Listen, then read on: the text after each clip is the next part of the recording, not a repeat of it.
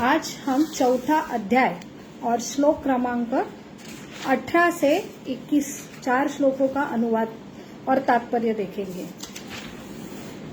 कर्मण्य कर्मय पच्छत अकर्माणि च कर्मय स बुद्धिमान मनुष्येषु स युक्त कृष्ण कर्म कृत् यस्य सर्वे समारंभा काम संकल्प वर्जिता ज्ञानाग्निदग्ध कर्माणं तमाहु पंडित बुधा त्वक्त कर्म फलासंग नित्य तृप्तो निराश्रय कर्मण्यभि प्रवृत्तोऽपि नैव किञ्चित् करोति स निराशीर्यत चितात्मा त्वक्त सर्व परिग्रह शरीराम केवल कर्म गुरुवक नौक्ति किल्बिषम। तो यहाँ पे भगवान बहुत ही सुंदर स्ट्रेस मैनेजमेंट दे रहे।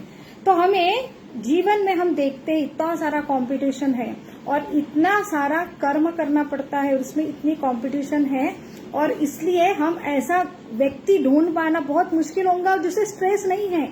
तो आज छोटे बच्चे से लेके बूढ़ा जिसे काम भी नहीं है वो भी स्ट्रेस लेता है।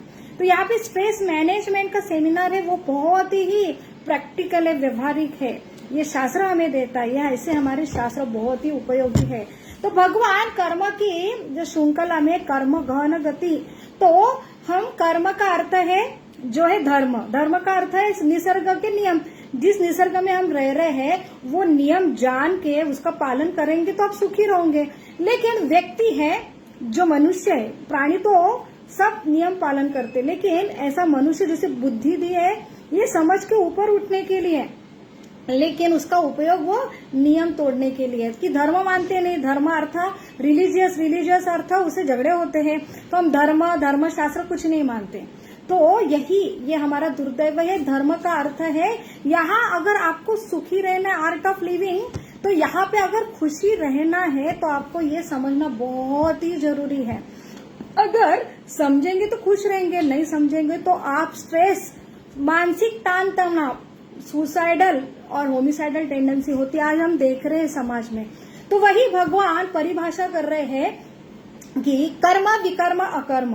तो कर्म जो है शास्त्र से जो दिया है, धर्म जो नियम दिए उसके अनुसार कर्म करेंगे तो आपको फल मिलेंगे, क्योंकि आप फल से आसक्त है। लेकिन आप कर्म कर रहे हैं और फल की आशा कर रहे हैं, लेकिन शास्त्र शुद्ध कर्म कर रहे हैं तो आपको फल मिलेंगे, लेकिन वो भी बंधन का कारण रहेगा।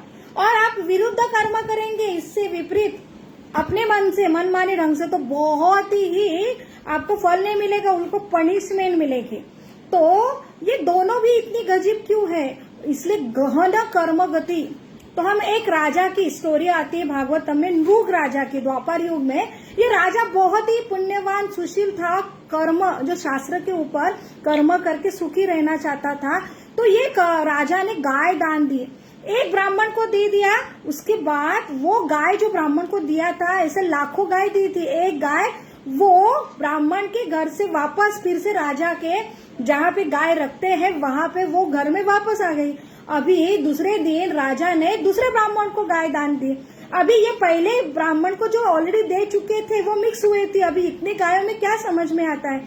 वो राजा ने वो गाय जो दूसरे 1 लाख गाय दी उसमें ये एक गलती से निकल आई। अभी ब्राह्मण को समझा कि ये मेरी गाय है और फिर वो राजा से विवाद करने आए, तो मेरी गाय है, आपको ऑलरेडी दान दे चुके, आपको क्या अधिकार था? आपको वही दान आपने दूसरे ब्राह्मण को दिया। तो वहां पे जो रिएक्शन मिलती है दोनों ब्राह्मण की तरफ से, तो ये राजा को ऐसी पनिशमेंट होती कि अगले जन्म में वो छिपकली हो जाता है। और जब द्वापर युग में छिपकली है लेकिन अच्छे कर्म की है, तो भगवान जब छोटे बच्चे उनके जो द्वापर युग में जो उनके वंश में छोटे बच्चे खेलते हैं जो छोटा बॉल का गेम, और उसमें वो गेंद जो है गिर जाती है और वो ऐसे कुएं में गिर जाती है, वहां पे वो छिपकली बने नृग राजा है। और वहां पे खुद वो बॉल निकालने के लिए भगवान आते हैं और बॉल के तरह वो छिपकली दिखती है और उनका दृष्टि होती है, भगवान उनके ऊपर पानी छेड़ते और उसमें नृग राजा फिर से जन्म होकर उद्धार होके, क्योंकि भगवान का दर्शन हुआ, उद्धार होकर स्वर्ग में जाते हैं। तो यहाँ पे ये कहानी से समझ राजा की क्या गलती है। इसलिए गहनो कर्म गति, अच्छा कर्म भी करने गए ना तो बहुत सारे जो रिएक्शन मिलती है, क्योंकि हमको मालूम नहीं हमने क्या किया है। तो इसलिए भगवान यहाँ कह रहे हैं कि गहनो कर्मगति, इस गहन कर्म के चक्कर में मत करो, रखो, जाओ आप अकर्म करो। तो अकर्म करना बहुत ही डिफिकल्ट लगता है। कृष्ण भावनामृत कर्म समझ में नहीं आता क्या है अकर्म। तो एक छोटा सा प्रैक्टिकल हम एग्जाम्पल देखेंगे कि एक छोटा सा बालक है, एक निराधार बालक है, एक व्यापारी ने, जो किसान है, बहुत अमीर किसान है, उसने गोद लिया, बड़ा करा, उसके बाद ये जो बच्चा है बड़ा होने के बाद उसके पालन पोषण के लिए एक खेत दे दिया कि बेटा ये खेत आप उसमें खेती करो, जो कुछ उत्पादन होता है वो ये गाड़ी दिए 4 व्हीलर, उसमें आप डाल के शहर में जाके ये जो कुछ अनाज है उसको आपने बेच के आना है। तो ये नौकरी उसको दे दिया, खेत भी दे दिया। अभी ये जो किसान के लिए जो परवरिश किया हुआ जो व्यक्ति है, तो अभी उसको कुछ कर्म करने की जरूरत नहीं, क्योंकि सब वो किसान, जो व्यापारी किसान है, उसको सब कुछ दे रहा है, खाना पीना सब जरूरत वस्तु, और उसको बस ये कर्म है कि उसके किसान का जो खेत का माल है वो जाके सिर्फ बेचना है। अभी ये व्यक्ति बहुत ही माल आता है तो वो माल भी खुद यूज करता है खुद के लिए, और दूसरी बात वो दूसरों को बेच के उसकी जो पैसे आते हैं वो भी खुद के एंजॉयमेंट के लिए यूज करता है। तो यह हो गया गलत कर्म। क्यों? वो उसका माल नहीं है और उसके नियम के अनुसार वो कर्म न करके अपने मन गढ़ंत करके उसका भोग कर रहा है, तो वो क्या है? गुनहगार है। अभी दूसरा जो है वही किसान, एक दिन वो व्यक्ति, वो किसान का माल है ना कि वो दूसरों को दान दे रहा है अनाज, अभी तो अच्छा कर्म कर रहा है। तो बुरा कर्म कर रहा है तो आपको सजा मिलेगी, वो पनिशमेंट मिलेगी अपने मालिक से। लेकिन अभी वो किसकी तो मदद कर रहा है, भूखे की, लेकिन वो माल दूसरे का है, लेकिन खुद मालिक बन के उसको दे रहा है। लेकिन कर्म अच्छा करा, लेकिन फिर भी उसके जो तनख्वाह से वो उसने माल अपना समझ के दिया है, इसलिए उसको बर्खास्त नहीं करेंगे मालिक, लेकिन उसको क्या करेंगे? उसके पेमेंट से वो पेमेंट कटवा जाएंगे। तो ये अच्छा कर्म, ये बुरा कर्म। तो करे तो क्या करे? तो ऐसा है कि एक व्यक्ति, वही व्यक्ति सोचता है कि मैं कुछ नहीं करूं, मुझे वो गाड़ी दी है, खेत दी, खेती भी नहीं करूं, मेहनत भी नहीं करूं, गाड़ी में जाऊं भी नहीं, वो जो धान है वो मैं बेचूंगा भी नहीं। क्यों? किया नहीं किया दोनों तरफ से तकलीफ है। तो अकर्म किया तो उसको पगार कैसे मिलेगी? उसका बचपन से परवरिश किया है, ऋण है, और वो आज भी उसका बॉडी चलाने के लिए सब कुछ तो उसका मालिक दे रहा है। तो अकर्म माने कर्म नहीं करना। तो दो अकर्म, एक कर्म नहीं करना। लेकिन एक अकर्म की परिभाषा जो भगवान दे रहे वो कर्म नहीं करना, ये परिभाषा नहीं है उसकी। तो क्या है? मालिक के लिए कर्म करो, वो अकर्म की सही भाषा है। तो जो अध्यात्म को ये समझ बैठते हैं कि इसमें अटक जाते हैं, तो इससे अच्छा कुछ भी कर्म नहीं करना, संन्यास लेना, एकांतवास में जाना, भगवान का नाम लेना। तो ये कर्म त्याग के, ये संसार को त्यागना, क्योंकि मेरा शरीर, मेरी गाड़ी, वो जो मालिक ने गाड़ी दी थी, वो जो शरीर का प्रवेश कर रहा था वो त्याग रहा है। वो तो जिसका है ही नहीं कैसे त्याग सकता है? शरीर भी हमारा नहीं है, कर्म भी हमारे नहीं है, तो हम त्याग का हमारे अधिकार नहीं है, वो भी गलत है। तो भगवान सलाह देते आप कर्म करो, लेकिन ये रिएक्शन से बचने के लिए आप सबसे जरूरी आपके मालिक को प्रसन्न करने के लिए कर्म करो। तो कर्म फल की इच्छा मत करो, वो कर्म फल को भोगो भी मत, त्यागो भी मत, और वो कर्म फल का अच्छा उपयोग भी मत करो। करना है तो सिर्फ मेरे मालिक के प्रसन्न के लिए। तो यहाँ पे वो परिभाषा दे रहे कि कर्म, जो बुद्धिमान व्यक्ति है वो कर्म फल पूरा त्याग देता है। तो यहाँ पे हमें ऐसे कर्म के रिएक्शन से, ऐसे आरोप, जो कम बुद्धि के लोग हैं या पूर्ण तरह शास्त्र नहीं समझते, वो भगवान को आरोपी समझते हैं, या सृष्टि को ऐसे कैसे भगवान ने नियम बनाए कि गलती ना होके भी सजा होती है। तो इसके लिए बुरे कर्म के लिए भी भगवान ही रिस्पॉन्सिबल है, क्योंकि भगवान बोलते हैं ना सर्व कारण कारण।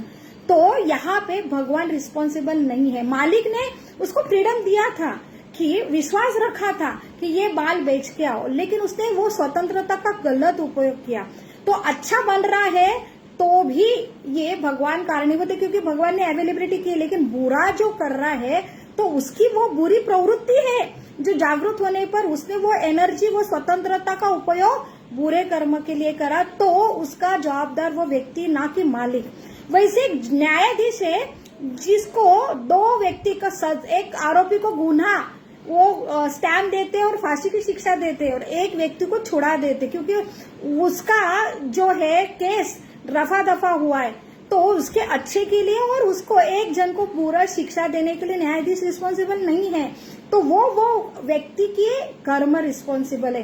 तो यहाँ पे हमें पूरा ज्ञान अगर हम गुरु शिष्य परंपरा से समझते हैं तो क्या सही है क्या गलत है, ये इसका हमें स्पष्टीकरण आता है। और सही दृष्टि से अकर्म जब समझना है तो मालिक समझना है। तो अल्टीमेटली अगर ये व्यक्ति जो किसान गाड़ी लेके जा रहा था वो भूल जाता है कि ये गाड़ी भी किसान मेरे मालिक की है, खेत भी मेरे मालिक का, मेरी परवरिश भी मालिक ने किए हैं, तो ये स्मरण अगर रखता है तो कभी गलती नहीं करेगा, वो हमेशा ग्रेटिट्यूड कृतज्ञता में रहेगा और सिर्फ मालिक की खुशी के लिए करेगा। अपना उसका कंट्रीब्यूशन ने कर्म के फल का हक बिल्कुल मांगेगा नहीं और उसमें मोहित होके वो गलत कर्म करेगा ही नहीं। वही भगवान यहाँ समझा रहे कि सृष्टि भगवान की, शरीर भगवान ने दिया, कर्म करने की ताकत भी भगवान ने दी है, तो वो कर्म के फल के ऊपर तुम अधिकार क्यों जमाते हैं? ये क्यों होता है? क्योंकि हम मोहित होके अहंकार मूढ़ आत्मा कर्ताम अहमति मन्यते, कि अहंकार की वजह से और ये शास्त्र के अनुसार जीवन नहीं व्यतीत करते हैं तो मोहित होते हैं, खुद को ही मालिक समझते और मन माने हम कर्म के फल के हकदार होते हैं और उसमें हम फंस जाते। तो कर्म का फल अगर उससे रहित जीवन चाहिए तो पहले भगवान को समझो, भगवान से प्रेम करो, भगवान ने जो विधि दी है और वो विधि कर करके प्रेम, और उसमें हम कभी भूलेंगे नहीं कि भगवान मालिक है, हम नहीं है। और ये स्मरण से जो व्यक्ति कृष्ण भावनामृत है वो हमेशा क्या रहेगा कि कर्म करते भी कर्म में अकर्म देखेगा, अकर्म में कर्म रहेगा, वो कर्म से कभी भागेगा नहीं। क्यों? ये भगवान के प्रसन्न के लिए कर्म करना है। तो वो व्यक्ति कर्तव्य कर्म करते हुए सुचित रूप से सिर्फ अपने मालिक की खुशी के लिए, प्रसन्न के लिए कर्म करेगा, तो ऐसा व्यक्ति ना अकर्म विकर्म का और दूसरे अच्छे कर्म का भी बंधन का कारण नहीं होगा। तो ये सिंपल विधि भगवान यहाँ दे रहे हैं और इससे क्या होगा, मालिक अगर याद रहेगा, मालिक के लिए काम करना है तो स्ट्रेस ही नहीं है। अच्छा माल आया, पैसा अच्छा है तो भी टेंशन नहीं कुछ माल बिका तो भी मुझे टेंशन नहीं है, तो स्ट्रेस का सवाल ही नहीं आता। तो हमको स्ट्रेस आता है क्योंकि हम सही प्रोपराइटर, सही मालिक भूल जाते हैं। तो यही भगवान यहाँ दे रहे हैं कि जैसे दूध बहुत सेवन करते हैं डायरिया होता है, लेकिन वही दूध का हम दही सेवन करते हैं तो प्रोडक्ट एक ही है, दूध और दही। दही सिर्फ अलग प्रोडक्ट है दूध का है, लेकिन दही अगर डायरिया में लेते हैं तो हम ठीक होते हैं। तो वही भगवान का परिभाषा दे रहे, कर्म से आप अटक रहे हैं ना, तो वही कर्म करके आप ये कर्म से बंधन से मुक्त हो। तो यही शरीर का उपयोग, यही कर्म का उपयोग अगर भगवान के लिए करते हैं, अकर्म में करते हैं, तो हम भगवान के प्रेम में, सेवा में लग के भगवान को समझते हैं। और एक बार भगवान से प्रेम हो गया तो यहाँ फिर हमें जो भौतिक प्रकृति में डाला है उससे ही हम शुद्ध होके हम भगवत धाम वापस जाएंगे।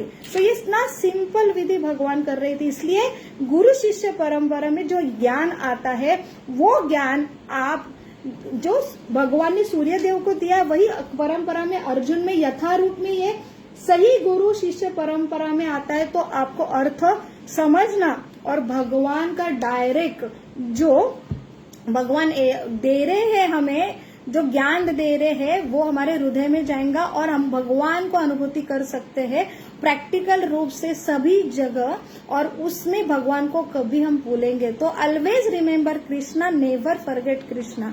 तो सारे विधि विधान, आज एकादशी है तो हम 4 नियमों का पालन करते, एकादशी का पालन करते, प्रसाद खाते हैं, सिर्फ श्रवण करते हैं, जप करते, तो इससे अल्टीमेटली हमको कृष्ण को प्रेम आना है। प्रेम आने पर जैसे माता बच्चों को कभी भूलती नहीं, वैसी स्थिति आती है। तो always remember Krishna, never forget Krishna, ये स्थिति आता है तो अल्टीमेटली कर्म फल का हम त्याग देते, बस भगवान के लिए कर्म करते हैं और वही भगवान के लिए कर्म कर करके हम ये अकर्म की वजह से, ये भौतिक बंधन से और ये सारे जन्म मृत्यु से मुक्त होके भगवत धाम में अपने ओरिजिनल आनंदमय धाम में स्थित होते हैं।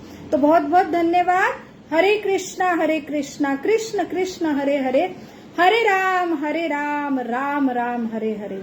तो हम कल 21 नंबर के श्लोक से आगे बढ़ेंगे, 22 नंबर श्लोक से। हरे कृष्णा।